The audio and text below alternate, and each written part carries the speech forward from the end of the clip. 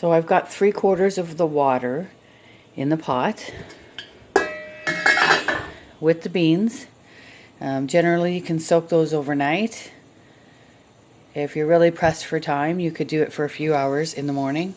So I bring that to a boil with onions that have been chopped. They don't look fine, but they are cut fine. And I bring that to a boil for a good 30 to 45 minutes. I test the beans to see if they're softening, at least maybe half of the way.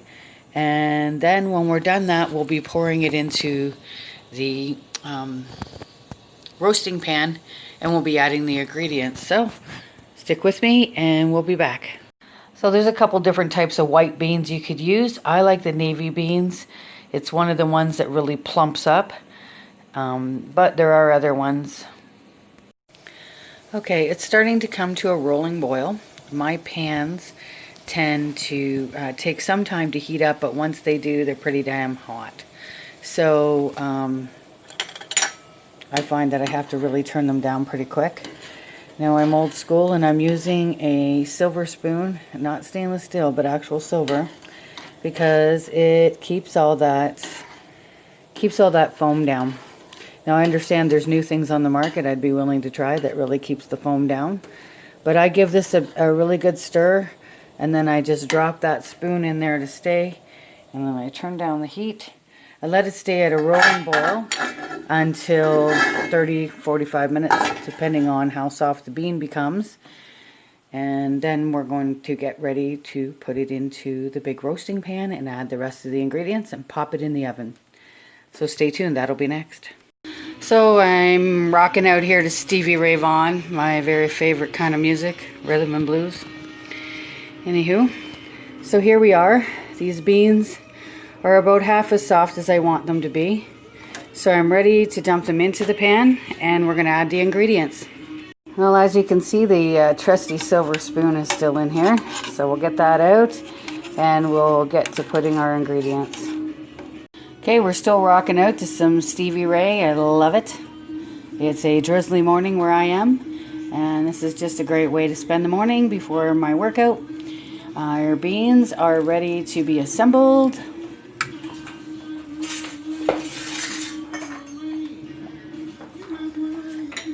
So one of the things that I do is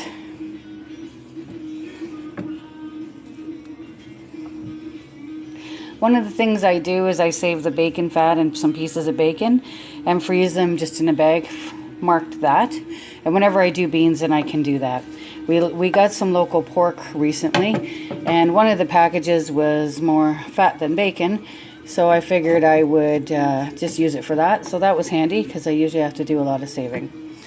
So we're going to put some of that in there.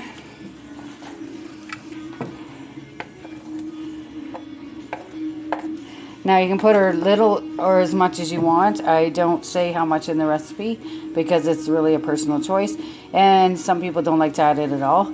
I like to put a little bacon in for flavor, and I just happened to have a little bit left over, so that worked out nicely.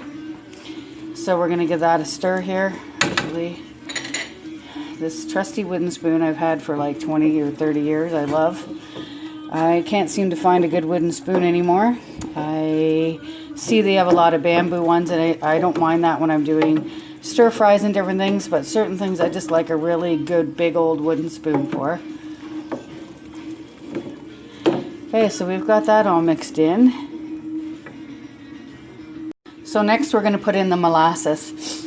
Now I do a double batch, as I said, so I'll put the recipe up for a double batch, which is a 900 gram of either like navy or pinto beans, whatever you prefer.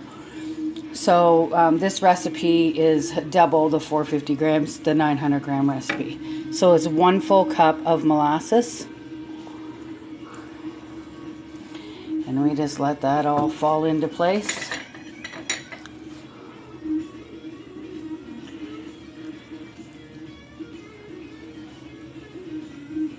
Yum. This really gives it such a deep, rich flavor, and that really deep darkening as it's baked. And I just stir that in really well. It's Gives it almost that glassiness too. Anything like molasses or honey or sugar, it will do the trick. So I like to get it mixed really well so it doesn't get stuck to the bottom. We don't have any pools of heavy sweet stuff. Now if you like, you can substitute this for something else if you don't want.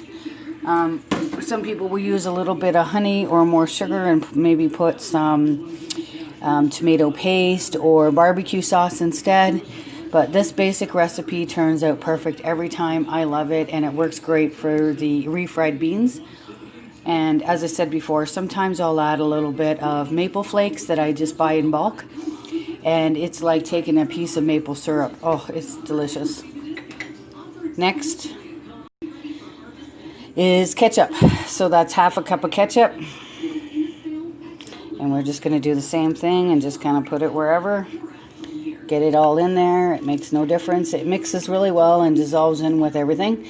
Now, remember, I've just poured this in after boiling, so it is hot, which is nice. So this kind of all marries up and blends really well to begin with. It doesn't stay separate. If it was cold, it might be a different story. Next is brown sugar. Now, I can't have brown sugar, so I have a coconut cane sugar, and I find it's a really wonderful substitute. It's dark and rich. Now, it looks lighter on here, but it's actually much darker than it looks, and it has that malty dissolvey flavor that brown sugar has. So you can substitute this for whatever you like. Sometimes if I don't have this, I'll use raw sugar or xylitol or something like that. So today it's going to be coconut cane sugar, but for everybody else or whoever, it's going to be brown sugar. So that'll be 4 tablespoons.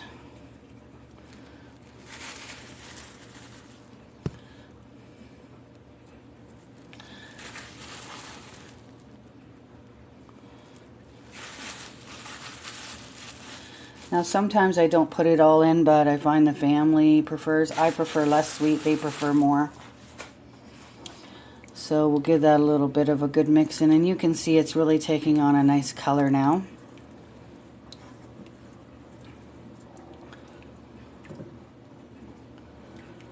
And we're almost done. It's just really very simple. There's a picture in the ingredients I'll put probably at the beginning and the end here.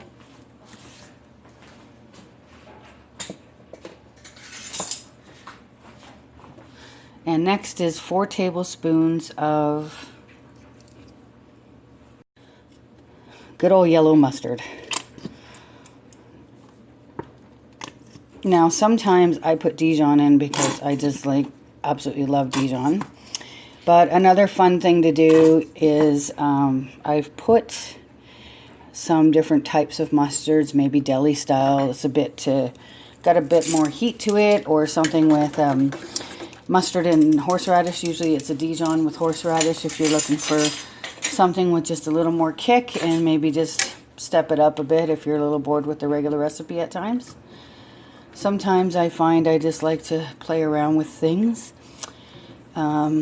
Usually the family kind of teases me about it because I rarely follow a recipe, but this is one I do generally because, like I said, it works perfect, and I find it really is good for refried beans. You don't have all those extra different things going on. So we'll give that a real good mix. The mustard, it'll cook down a little more once it's in the oven. And we're just going to put a little bit of salt and pepper in there.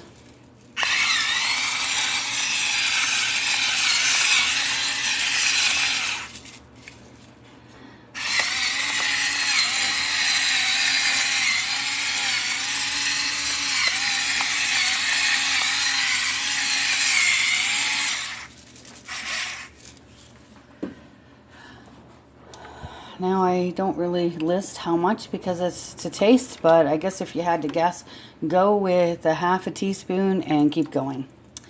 In my family, and I mean in my family, we tend to like a lot more pepper than salt, and salt just doesn't seem to love us so much. Others may prefer it the other way around, so you be the judge. Okay, so now that we're good and stirred, we're going to put it in the oven at, you could do 250 for 5 hours or 300 for 3 to 4 hours. What I do is I test the beans and see how soft they are.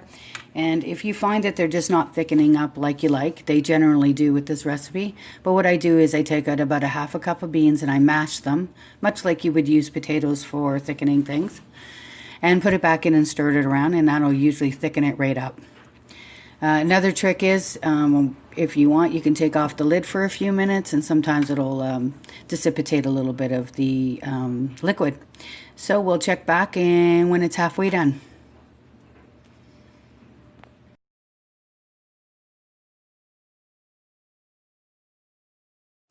So we're halfway there. I've just taken them out of the oven. We're going to give them a nice little stir and see how things are coming along. So you can see they're still a little bit liquidy. And they haven't puffed right up like I like them to yet, so we're going to go for the other half before I decide if I'm going to thicken them or not.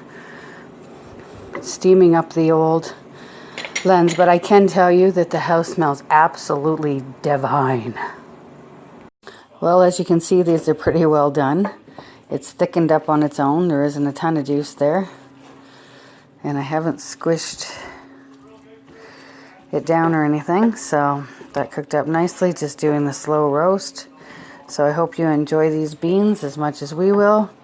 Gonna have them tomorrow with fresh barbecued steak sandwich on grilled garlic bread with grilled zucchinis and these fresh baked beans.